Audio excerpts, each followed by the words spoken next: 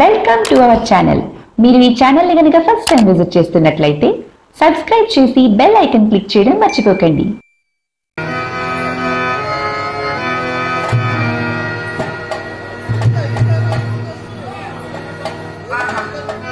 ఎంత నిశ్చింతగా దృష్టిస్తున్నారు. అతడు అపరాధి అయిన కీచుకుడు హాయిగా ఉన్నాడు. ఆపన్నయ్య అయిన సతి చింత తీర్పవలసిన ప్రాణపతి ఇచ్చట నిశ్చింతగా నిద్రించుచున్నాడు. దైవమా, నేడెంత పాపము చేసుకుంటున్నావు కదా, ఎంత పాపము చేసుకుంటున్నావు. మాలిని మనోవైక్ల ప్రకారక రాజకుల వంశక కీచక తొందర పడకరా. నీకే ఈ భీముణ్ణు సాక్షాత్తు మృత్యుదేవత పరిశ్వంగతుకమనే పొందు ఏర్పాటు చేసి నీకిక ఏ మాలిని పొందు కోరవలసిన పని ఏమి. ఆహా ఆహా, ఎంతటి చక్కటి మార్గము తోచినది.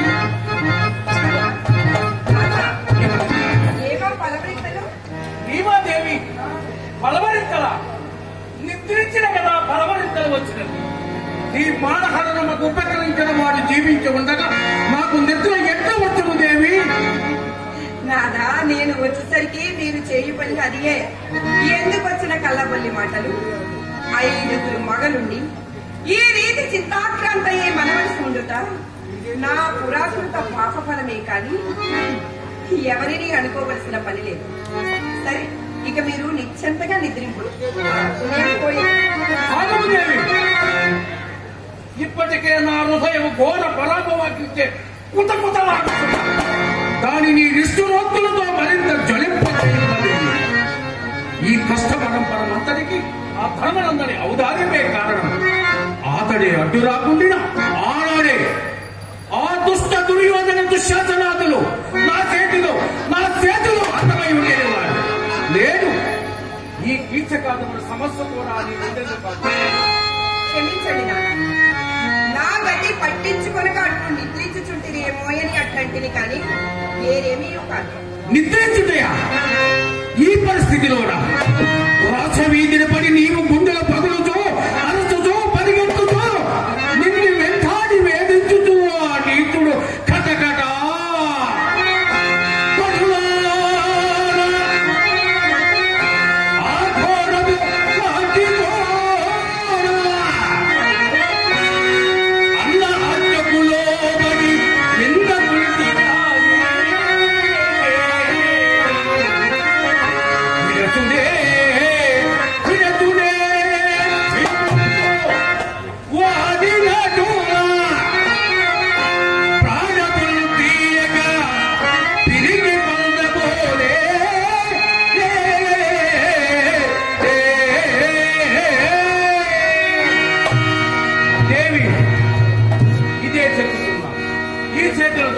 ఈ చేతులతో వారిని కరదెచ్చకుండా నేను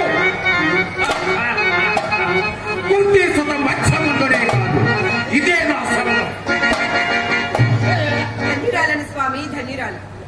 అన్నట్టు ప్రభు, క్షణ క్రితము ఏదో చక్కటి మార్గం అంటిది.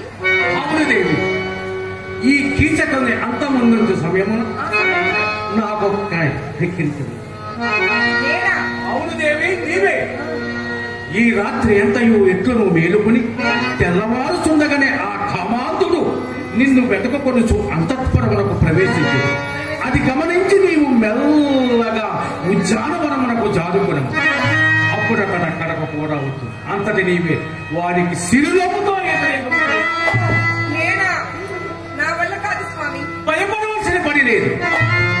అతడు తన కోరికలు ఏ విధముగా వెల్లడించినను సరసోక్తములాడుతూ అంగీకరించిన స్వామి, పరపురుషులతో సరస సల్లాపములా మహాపాపము కదా. ఏమీను కాదు, ఇది అంతయు వట్టి నటనయే. ఆయనను నీ పతి ఆజ్ఞ కొరకు వర్తించుతుంటివి. ఇందు నీ దోషం ఏముండను దేవి.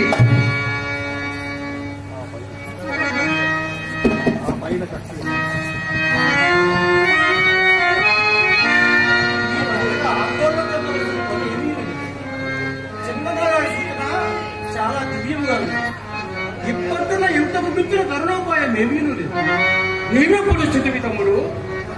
చీకటిలో మీకు కనపడలేదు కానీ నేను వచ్చి చాలా సేపు కానీ చిన్నన్న గారు ఆ నీచును అంతమొందించుటకు మీరు నిర్ణయించిన సమయము స్థలము రెండు అమోఘముగా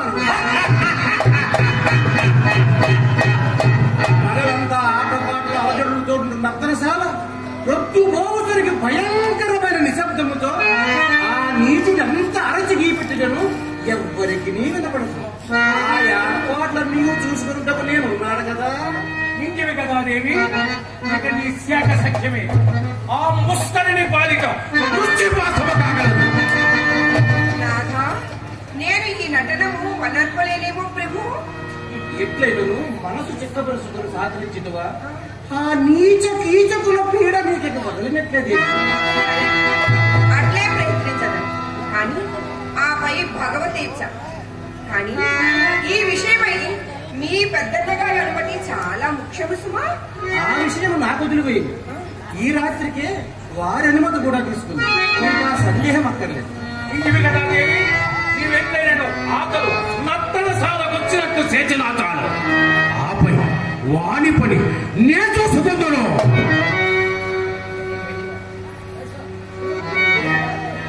నీవెళ్ళరా దేవి.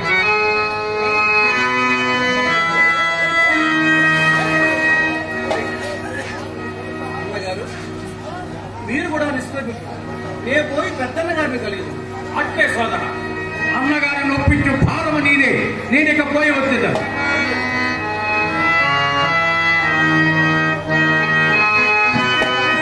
పరమేశ్వర కృష్ణ, ఈ అజ్ఞాతవాసము ముగియ సమయంలో ఆ కీచకుని బాధ భరించలేక ఇట్లు పన్నాగము పన్నితిమే గాని ఈ భారమంతయు నీదే కృష్ణ.